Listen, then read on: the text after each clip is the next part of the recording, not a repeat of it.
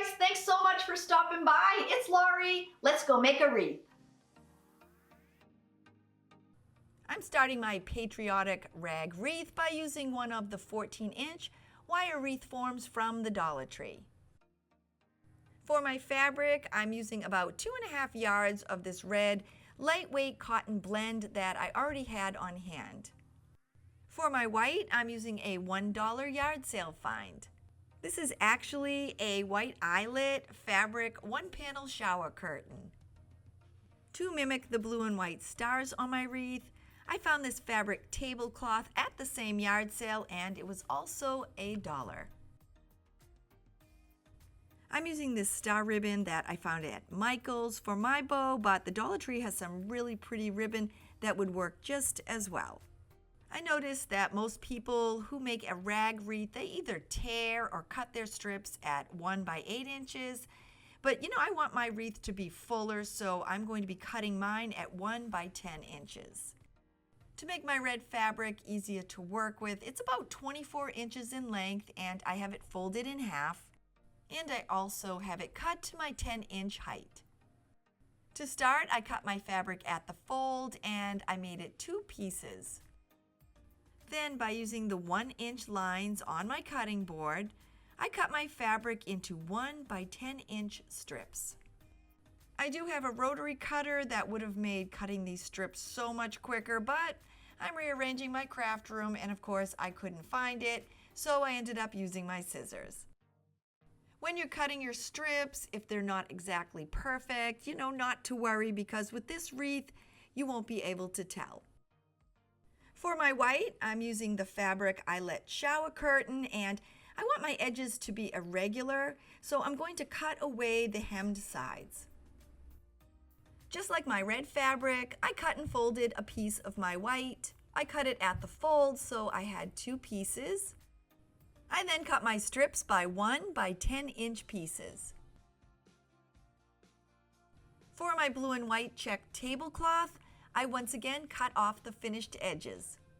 But this time, because my checks are in a 1-inch pattern, I just cut them into 10-inch strips. Now that I have some of my strips cut, and you're definitely going to need a lot of the red and white, I'm going to start attaching them to my 14-inch wreath frame. There are 6 individual sections, and I'm starting right next to one of the supports. I'm placing a red strip of fabric underneath the 2 outside wires, and then I'm simply tying it into a tight knot. After I push it against the support, I'm then taking another strip of fabric, I'm placing it under the 2 inside wires, and I'm once again tying it into a tight knot. I then add my last strip by placing it around the 2 center wires and tying it into a tight knot. As I'm working along, I'm just making sure that when I tie the strips together, that I'm keeping both of the sides even. I keep adding them on, and I'm pushing them back against each other so I can add as many as possible to the section. I continued adding my strips until I had one of the 6 sections on the wreath form covered completely in red. Once I was done adding my last red strip, I then fluffed up the section. Now that I have my first section of red complete, I'm going to start adding on my white. The last red strip that I tied on was on my 2 outside wires, so I'm going to start my next white strip on the 2 inside wires.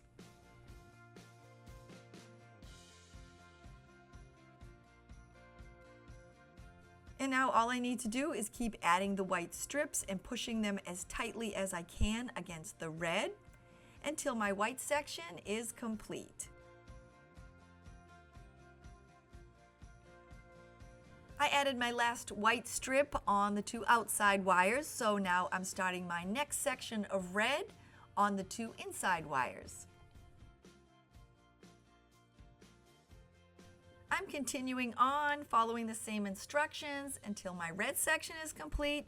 Then I'm going to add another white and then another red. I used about 2.5 yards of the red and the white shower curtain fabric, and now I'm adding on my blue and white tablecloth strips. Once again, I'm adding my fabric, pushing it tightly against itself, and adding on as many strips as possible. When I was done, I then gave my wreath a quick fluffing. As pretty as the front is, I think the back is just as pretty.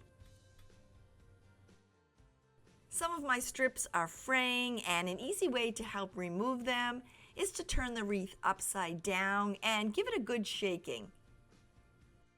I'm going to be adding a bow to my wreath, and I found this pretty blue and white star ribbon at Michael's, but the Dollar Tree has some really pretty ribbon that would work just as well. I could use my bow maker to make my bow, but I'm going to go old school and make it myself. I first decide how long I want my ribbon tail to be, and I'm going to make mine about 12 inches.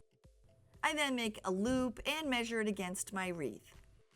I then place the ribbon between my two fingers and I pinch it together. The back side of your ribbon is on the wrong side, so you're just going to give it a little twist and make your next loop.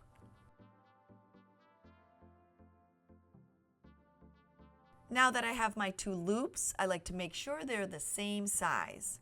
And now instead of the one, I have the two loops and I'm pinching them between my two fingers. Once again, you have the wrong side of the ribbon, so you're just going to twist it counterclockwise, making sure that you have the same size loop, and then pinch it between your two fingers.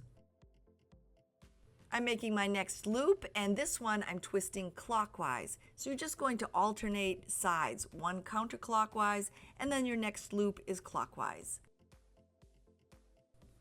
From there, I continue on making my loops, twisting them clockwise and counterclockwise until I have the perfect size bow for my wreath. All the while, I'm making sure that I'm pinching the ribbon tightly between my two fingers. It may take you a few tries to master it, but once you do, you can then make all your own bows.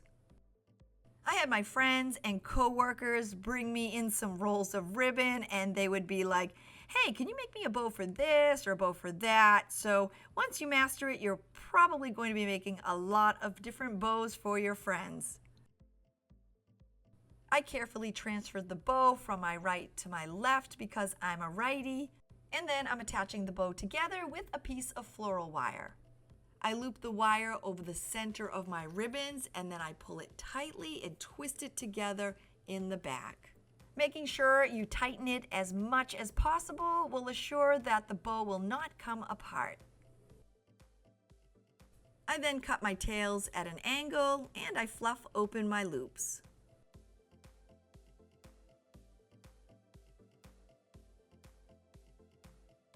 And now that I'm done, all I need to do is attach the bow to my wreath. I'm taking the two wires from the back of my bow. I'm placing them over the blue and white section and then twisting them together on the back.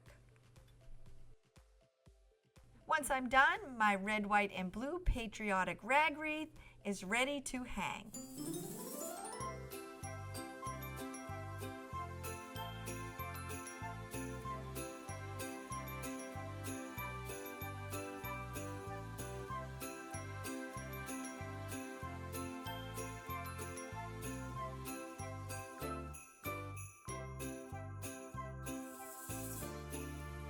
If you're looking for some different types of patriotic wreaths, I used Dollar Tree supplies and I made a USA Popsicle wreath, a red, white, and blue GNOME wreath, and a pretty Let Freedom Ring wreath. I also used Dollar Tree supplies to make several other red, white, and blue patriotic home decor crafts. They're super easy and inexpensive to make, and I will link those videos below in my description in case you'd like to go and check them out.